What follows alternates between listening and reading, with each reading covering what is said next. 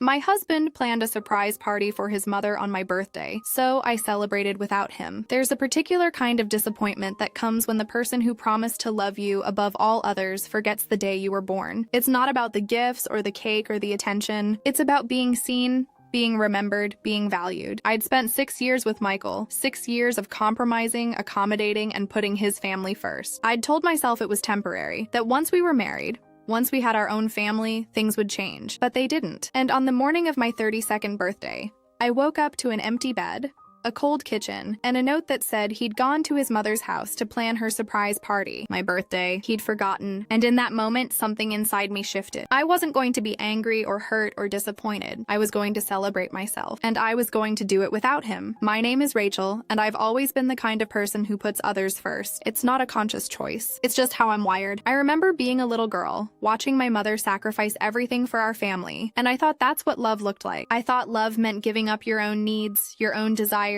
your own identity to make someone else happy. It took me 32 years and one very lonely birthday to realize I was wrong. I met Michael at a coffee shop, of all places. He was behind me in line and he offered to pay for my latte when my card wouldn't go through. It was such a small gesture, but it felt like something more. We started talking, and I was drawn to his warmth, his humor, his easy confidence. He made me feel seen in a way I hadn't felt in a long time. We dated for 2 years before he proposed, and I said yes without hesitation. His family was intense. His mother, Sandra, was the matriarch, a woman who'd built her identity around her children. She was loving, generous, and completely incapable of letting go. She called Michael every day, multiple times a day. She had opinions about everything, from the way I decorated our apartment to the way I cooked dinner. She was always just trying to help, but her help came with strings attached. Strings I didn't realize I was tying around my own wrists. I tried to be patient. I tried to be understanding. I told myself she was just a mother who loved her son, that her interference came from a place of care. I bit my tongue when she criticized my career choice, my wardrobe, my parenting decisions. I smiled when she showed up unannounced, rearranged my kitchen, and told me I was doing things wrong. I told Michael I was fine, that I could handle it. But I wasn't fine. I was slowly disappearing. The first few years of our marriage were a balancing act. I'd learned to navigate Sandra's expectations, to anticipate her needs, to keep the peace. I'd given up my dream of living in a different city because Michael wanted to be close to his family. I'd postponed having children because Sandra said we weren't ready yet. I'd accepted a job I didn't love because it offered stability and flexibility.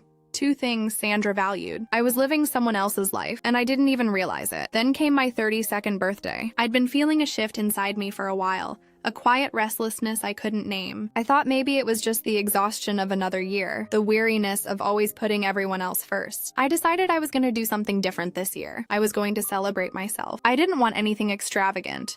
Just a quiet dinner with Michael, a small cake, and maybe a walk in the park. I wanted to feel like I mattered. I'd mentioned it to Michael a few weeks before. My birthday is coming up, I said casually. I was thinking we could just have a nice evening together. Nothing fancy. Sounds perfect, he'd said, not looking up from his phone. I'll make sure I'm free. On the morning of my birthday, I woke up feeling hopeful. I stretched in bed, expecting to feel Michael's arm around me, to hear his voice wishing me a happy birthday. But the bed was empty. The sheets were cold. I got up and walked to the kitchen, expecting to see a card or a small gift on the counter. There was nothing. Just a note in Michael's handwriting. Went to Mom's, planning her surprise party. Be back late. Don't wait up. I stared at the note, my heart sinking. He'd forgotten. My birthday, the day I'd reminded him of multiple times, had completely slipped his mind. He was at his mother's house planning a party for her, while I stood alone in our kitchen, holding a piece of paper that confirmed I wasn't a priority. I felt tears prick at my eyes, but I blinked them away. I wasn't going to cry. I wasn't going to be angry. I was going to do something I'd never done before. I was going to put myself first. I took a shower, put on my favorite dress, and called my best friend, Jessica. Hey, I said, keeping my voice light. Are you free tonight? I thought you were having dinner with Michael, she said. Plans changed. I was thinking we could go out, just the 2 of us. Jessica immediately heard something in my voice. What happened? I took a deep breath and told her. She was furious on my behalf, but I told her I didn't want to be angry. I wanted to have a good time. I wanted to celebrate myself. We went to a lovely restaurant downtown, the kind with twinkling lights and live music. We ordered cocktails, shared appetizers, and talked for hours. Jessica told me I deserved better, and for the first time, I started to believe her. Around 9 o'clock, my phone buzzed. It was Michael. I ignored it. He called again and again. I silenced my phone and turned it face down on the table. Are you going to answer that? Jessica asked. Not tonight, I said. Tonight is about me. We finished our meal and decided to go dancing. I hadn't been to a club in years, but it felt liberating. I moved to the music, let go of my inhibitions, and felt a sense of freedom I'd almost forgotten existed. It was past midnight when I finally got home. The apartment was dark, but I could see Michael sitting on the couch, his face illuminated by the glow of his phone. He looked up when I walked in, his expression a mix of relief and frustration. "Where have you been?" he asked, his voice sharp. "I've been calling you for hours." I hung my keys on the hook and walked past him. "Out, celebrating." "Celebrating what?" "My birthday," I said, turning to face him. "The one you forgot." His face went pale. "I didn't forget. I got caught up with Mom's party." "You planned a surprise party for your mother on my birthday and left me a note telling me not to wait up. That's not getting caught up. That's forgetting." He opened his mouth to respond, but I held up my hand. "I don't want to argue. I'm tired. I'm going to bed." I walked to the bedroom and closed the door behind me. I lay in bed staring at the ceiling, and I made a decision. I wasn't going to let this happen again. I wasn't going to be the woman who disappeared into her husband's family. I was going to find myself again, and I was going to start by setting boundaries.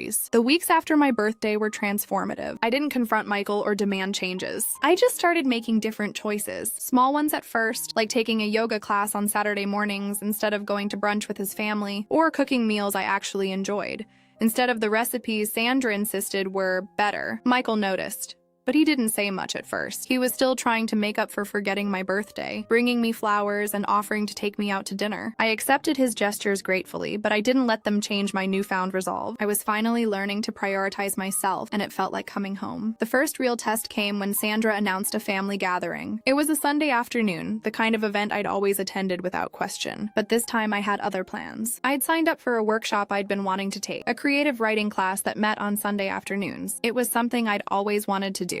Something I'd put off because it didn't fit into Sandra's schedule. "The family is getting together next Sunday," Michael mentioned casually over dinner. "Mom's making her famous roast. I can't make it," I said, keeping my voice neutral. "I have a workshop." "A workshop?" "Creative writing. I've been wanting to take it for years. It starts next Sunday." Michael set down his fork, his brow furrowed. "But it's a family thing. Everyone will be there. I know, and I'm sorry I'll miss it, but this is important to me." He looked at me like I was speaking a different language. "You've never missed a family gathering before." "I know," I said gently, "but I'm going to start making some changes. I need to make time for the things that matter to me." He didn't argue, but I could tell he was confused. Sandra, predictably, was less understanding. She called me the next day, her voice sweet but sharp. "Rachel, I heard you can't make it on Sunday. Is everything okay?" "Everything's fine," I said. "I just have a prior commitment." "I see. Well, I was really hoping you'd be there. The whole family is coming. It won't be the same without you." "I'm sorry," I said, and I meant it. I didn't want to hurt her feelings, but I also didn't want to keep sacrificing my own needs. The Sunday of the workshop, I felt a flutter of anxiety. I'd spent so many years pleasing everyone else that choosing myself felt almost selfish. But as I sat in that classroom, surrounded by people who shared my passion for writing, I felt a sense of belonging I hadn't felt in years. I was doing something for me, and it felt wonderful. When I got home, Michael was sitting on the couch scrolling through his phone. He looked up when I walked in. "How was it?" "It was amazing," I said, smiling. "I can't believe I waited so long to do this." "Mom was asking about you," he said cautiously. She was a little hurt. "I'm sorry she felt that way," I said, "but I can't always put her feelings first. I need to take care of myself too." He nodded slowly, and I could see him processing my words. It wasn't an easy conversation, but it was an honest one, and that was a start. The next few months were a series of similar conversations. I started setting boundaries with Sandra, kindly but firmly. I stopped answering her calls every time she called. I started saying no when she offered unsolicited advice. I started making plans that didn't involve her approval. It wasn't always comfortable, but it was necessary. Michael struggled with the changes. He was used to a wife who accommodated, who sacrificed, who kept the peace. He didn't know how to navigate the new me, the one who had opinions and desires and boundaries. We had some difficult conversations, some tears, some frustration, but we also had moments of connection, moments where he started to see me as a whole person, not just an extension of his family. Then came the announcement. Sandra was planning another gathering, this time a birthday celebration for Michael's father. It was a milestone birthday, and she wanted to make it special. She'd planned a big party with catered food and a live band. She'd invited everyone, extended family, old friends, colleagues, and she'd assigned me a role, helping with the decorations. "I need you to come early," she said over the phone. "We have so much to set up. I can help for a couple of hours," I said. "But I have plans that evening." "Plans?" Her voice was sharp. "What could be more important than this?" "I have a book club meeting," I said. "It's the same night. I've been looking forward to it." "A book club?" She laughed, a dismissive sound. "Rachel, this is a family event. You're part of this family. You need to be there." "I'll be there for the party," I said calmly. "I just can't stay for the whole thing. I've already committed to my book club." She was quiet for a long moment. Then she said, "I'll talk to Michael about this," and hung up. Later that evening, Michael approached me cautiously. "Mom called," he said. I figured. She's upset. "She really wants you there for the whole party." "I understand," I said, "and I'll be there for as long as I can. But I'm not going to cancel my book club. It's important to me. This is important to her too," he said, his voice pleading. "I know. But I need to start drawing some lines, Michael. I can't keep putting everything on hold for your family's needs. I have needs too." He sighed, a long, weary sound. "I don't want to fight with you. I don't want to fight either," I said, "but I need you to support me in this. I need you to understand that I'm not trying to hurt your mother. I'm just trying to take care of myself." He was quiet for a long time. Then he said, "I'll talk to her. I'll try to make her understand." It wasn't a perfect solution, but it was progress. And for the first time in years, I felt like I was being heard. The night of the party, I arrived early and helped with the decorations. Sandra was cool toward me, but I didn't let it bother me. I was there, I was helping, and that was enough. I stayed for the main part of the party, congratulated Michael's father, and chatted with the guests. Then, at the agreed-upon time, I gathered my things and said my goodbyes. "You're leaving already?" Sandra said, her voice tight. "I have my book club," I said apologetically, "but I had a wonderful time. Thank you for including me." I walked out the door and drove to my book club. As I sat in that cozy living room, surrounded by women who shared my love of literature, I felt a sense of peace. I'd done what I'd promised, and I'd also honored my own needs. It was a small victory, but it was mine. The news came on a quiet Tuesday evening. Michael walked through the door, his face pale, his eyes red-rimmed. I knew something was wrong before he even spoke. "What happened?" I asked, crossing the room to him. "It's Mom," he said, his voice breaking.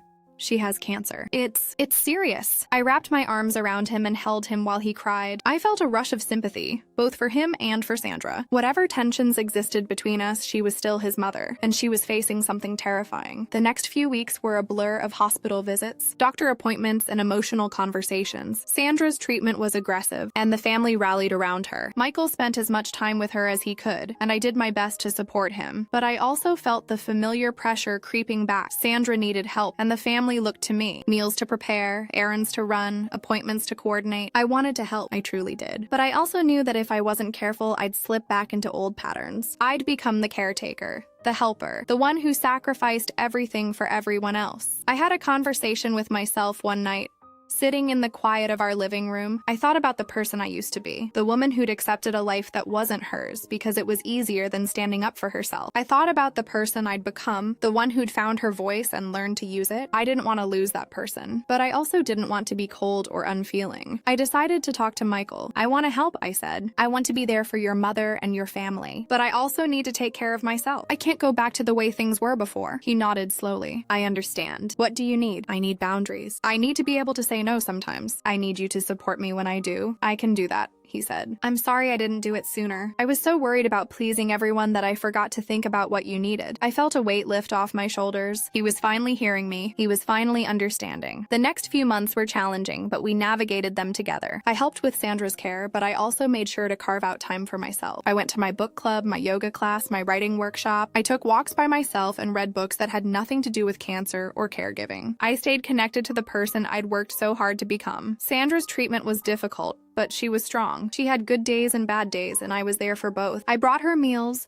sat with her during appointments, and listened when she needed to talk. But I also set limits. I didn't answer every call. I didn't drop everything every time she needed something. I found a balance, and it made me a better caregiver. One evening, Sandra called me. It was late, and I almost didn't answer, but something told me I should. "Rachel," she said, her voice weak, "I need to talk to you." "Of course," I said. "What's wrong?" "Nothing's wrong. I need to tell you something." She was quiet for a long moment. Then she said, "I've been thinking about everything. The way I treated you, the way I tried to control your life. I was wrong. I see that now." I didn't know what to say. "Sandra?" I was so focused on my own needs, my own ideas of what was best, that I didn't see how much I was hurting you. "You're a good person, Rachel. A good wife, a good daughter-in-law. And I pushed you away with my demands." I felt tears prick at my eyes. "I appreciate you saying that. It means a lot. I don't expect you to forgive me overnight, but I want you to know that I see you now. I see the woman you are, the woman you've become, and I'm proud of you." I didn't know how to respond. I just let her words wash over me. It was the first time she'd ever acknowledged my worth, the first time she'd seen me as something other than an extension of her son. "Thank you,"